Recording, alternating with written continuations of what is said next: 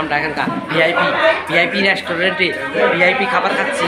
আপনারা দেখতে পাচ্ছেন এই যে আমাদের লোকজন বসে আছি, ঠিক আছে।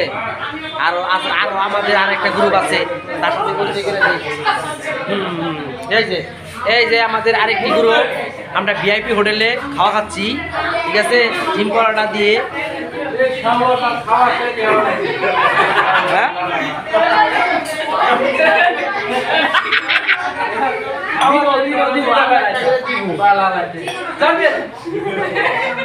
আরো একটা দিব, চিন্তা করেন না।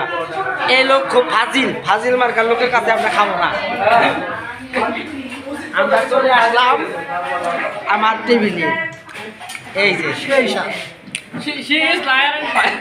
লায়ার এন্ড ফায়ার বললি।